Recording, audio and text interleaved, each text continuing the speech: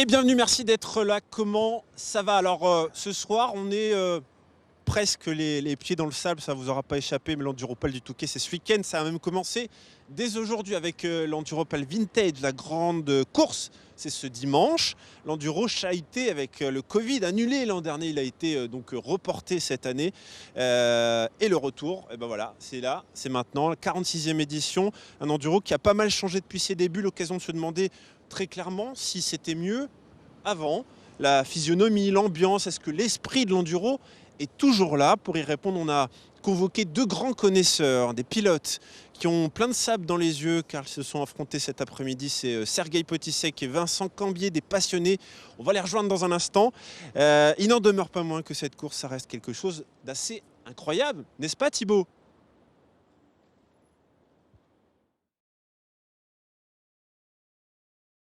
Non mais cet enduro.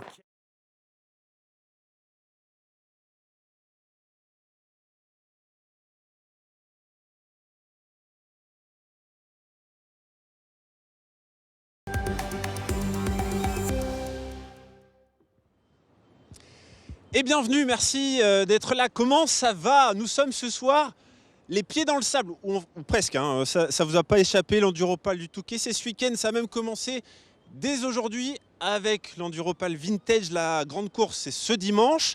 L'Enduro chahuté avec le Covid, annulé l'an dernier, il est de retour cette année, c'est ce week-end donc, avec la 46e édition en Enduro qui a pas mal changé depuis ses débuts. L'occasion de se demander finalement si c'était mieux avant, la physionomie, l'ambiance. Est-ce que l'esprit de l'enduro est toujours là? Pour y répondre, on a convoqué deux grands connaisseurs, des pilotes qui ont plein de sable dans les yeux car ils se sont affrontés cet après-midi. C'est Vincent Cambier et Sergueï Potisek, des passionnés. On va les rejoindre dans un instant. Il n'en demeure pas moins que cette course, ça reste quelque chose d'assez incroyable. N'est-ce pas Thibaut Rissman?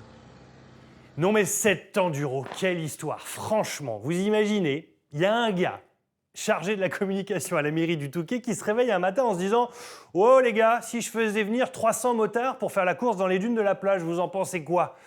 Bon, le gars en question, c'est quand même lui, Thierry Sabine, celui qui va créer le Paris-Dakar en 78 et qui est décédé en hélicoptère avec le fameux chanteur Daniel Balavoine. Nous voilà donc en 1975. Le 16 février précisément, l'épreuve s'appelle alors l'Enduro des Sables. 280 pilotes et du grand n'importe quoi. De la chute, de la casse, des cartons, des embouteillages, du bruit, de la pollution. Sauf qu'avec le public, eh bien ça a marché grave. Et au fil du temps, même avec du sable plein dedans, eh bien le bouche à oreille a fonctionné. Résultat aujourd'hui, c'est 2500 pilotes engagés et pas moins de 300 000 spectateurs en une seule journée. Alors en 47 ans, évidemment, eh bien, la course elle a pas mal évolué. Avant, il y avait un goulet, il était très connu. Dans les dunes, on ne pouvait pas dire que c'était du top niveau en termes d'écologie et de respect de la biodiversité. Mais c'était une autre époque. Aujourd'hui, donc, plus de dunes, mais des aménagements tout au long des 12,6 km de parcours avec des chicanes de dingue et des jumps de folie. Il n'y a qu'à voir les images. Le grand patron du Touquet, eh bien, c'est un Dunkerquois. Il s'appelle Arnaud de Mester. Il gagne 7 fois l'épreuve en 95, 96, 98, 2002, 2005, 2007 et 2008. Un palmarès inégalé jusqu'à aujourd'hui. Mais attention, il y a encore quelque chose qui n'a jamais eu lieu à l'enduro. C'est une victoire pour une première participation à l'épreuve. Messieurs, dames, les poireaux, vous avez donc toutes vos chances. Ah oui, bon, on va en parler ce soir de l'Enduro. Merci beaucoup Thibaut. Bonsoir Vincent et Sergueï, comment ça va bien? Bonsoir à tous. Ça va, pas trop froid? Non, écoutez, super, merveilleux. Sergueï, hein, un nom que Potisek, un nom que les connaisseurs font rêver évidemment. Ancien pilote pro, vous avez arrêté après un grave accident il y a un peu plus de 5 ans. Mais l'envie était plus forte. L'envie était plus forte, Vous êtes remis en selle. c'était même un besoin de venir dans la difficulté, mais pour pouvoir partager ce moment avec les motards, avec les spectateurs, avec tout le monde. Et on a vraiment été gâtés aujourd'hui, c'était sensationnel, quoi. Donc un grand retour, vous avez couru cet après-midi, donc l'Enduro Vintage, justement on va voir les images, ça s'est bien passé? Écoutez, ça s'est bien passé, il n'y a pas eu de chute, on ne s'est pas fait mal, semble-t-il, il n'y a pas eu de gros accidents. Oh, franchement, c'était vraiment du régal, un beau sable, une belle plage, merveilleux, quoi. Un Voilà. rêve. Et pareil pour vous, Vincent, hein, comment ça s'est passé aujourd'hui? Bien aussi, hein. C'est vrai que le temps était vraiment de la partie, hein. Ça fait plaisir. Bon, un petit all shot dès le départ, et puis je passe 2, 3, 4.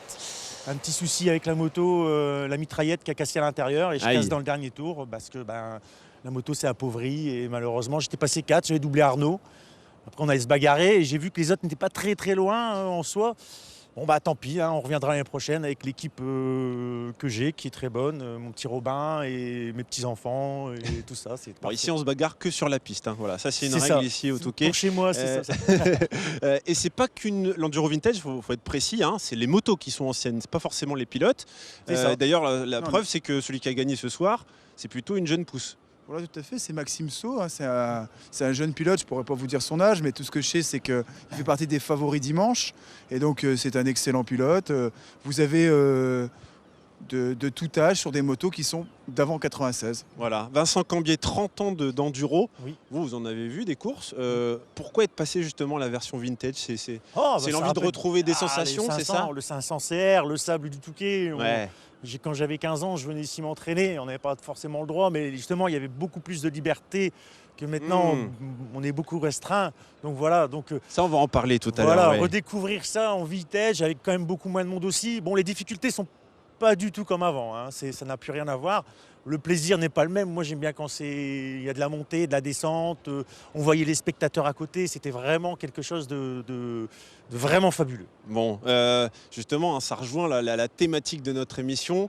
Il y a des choses qui manquent comme ça un peu dans la course. Sergueï, pour vous, notamment, c'est évidemment, on en parle régulièrement, c'est le goulet.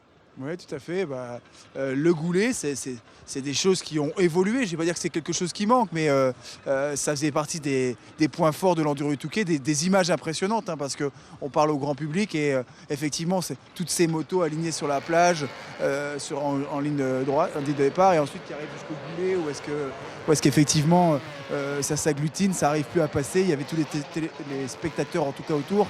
Et c'était une ambiance, des odeurs, des gens qui chantaient à droite, qui chantaient « c'est à bâbord », le goulet c'est à bâbord. C'était incroyable, C'est quoi. même impressionnant parce qu'on voit les motos carrément aussi, parfois être On n'entend plus sa moto. arriver très Quand on était en tête là-bas, les gens criaient tellement qu'on n'entend plus la moto. incroyable, incroyable. Oh, ça fait un. Bah, je vous une propose chaleur. de regarder justement un document. On va voir ce que ça donnait à l'époque. J'espère qu'on va me voir. Bah oui, peut-être. Les forces sont lâchées, on va essayer de dégager un favori immédiatement. Vous l'avez dit Thierry, 4 km 500. Regardez le passage maintenant dans cet entonnoir. C'est là que ça devient très très difficile. D'où l'importance de ce départ et de la meilleure position au bout de 4 km 5 de plage. On est maintenant dans les passages de dunes. On est passé d'une position de 300 mètres de large à une position de 10 à 12 mètres de large. Vous imaginez la différence pour les 727 concurrents qui ont pris le départ tout à l'heure.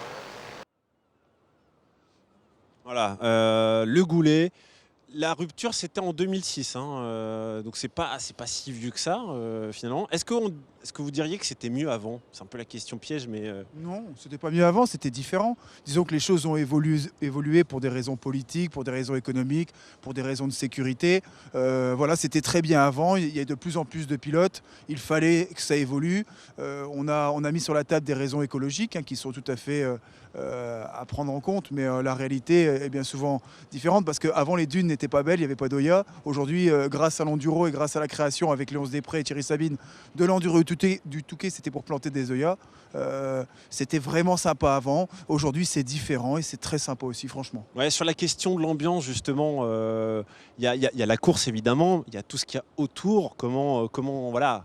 je vous vois sourire. C'est vrai, non, mais c'est vrai que c'était fou. J'ai mon regard de jeune. Je me souviens des Allemands qui arrivaient avec des smirmorques. Ils mettaient des baves, des canettes de bière. On passait en voiture, ils soulevaient, ils secouaient les voitures et tout ça. Ah ouais, on avait peur de ne pas rentrer chez soi, quoi. Ouais. Donc c'était surprenant. Ils étaient avec des tronçonneuses, ils découpaient. C'était vraiment beaucoup de belles villas ici. J'en ai vu se balader avec des disqueuses, hein, tout à l'heure. Bon, c'est peut-être encore une autre pratique, mais... Ouais, non, mais ils découpaient les barrières, c'est quand même pas normal. Ils faisaient des feux et tout ça. Bon. C'était fou. Je voyais ça avec des yeux d'enfant. Aujourd'hui, c'est normal que tout ça n'ait plus lieu, heureusement quand même. Oui, c'est c'est un peu plus professionnel, on va dire, dans l'organisation. Pareil, vous avez le même point de vue. Oui. Non, non, pas du tout. Ah, pas d'accord. Ouais, non, je suis pas d'accord. Enfin, si, dans l'évolution, on ne peut pas faire autrement. De toute façon, moi, je ne verrai jamais plus le Goulet, je ne verrai jamais plus ces dunes qu'on montait, qu'on descendait, avec les gens qui étaient au bord de nous, qui nous supportaient. On cassait, bon, il y avait toujours quelqu'un pour nous tirer la moto. Ah, c'est vraiment, pour moi, c'est un manque, quoi, tu vois, le circuit, c'était quelque chose d'autre aussi. Alors, juste- c'est tout, on va pas revenir en marche arrière. Vous parlez des dunes, mais c'est intéressant parce que voilà, on va regarder un peu comment ça se passait. On a des images de la toute première édition de l'enduro. On va regarder ce que ça donnait à l'époque. Près de 300 motos en un seul peloton sur la plage du Touquet dimanche pour le premier enduro des sables qui se courait sur la plage du Touquet. 60 km à parcourir sur le sable et dans les dunes avec des internationaux, mais aussi des débutants, plus de 200, qui venaient là tâter pour la première fois des joies de la moto sous les pales.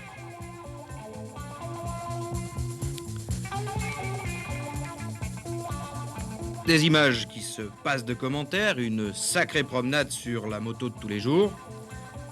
La hiérarchie en tout cas a été respectée. Jacques Vernier, actuel leader du championnat de France, l'a emporté devant Joël Querel, le champion sortant.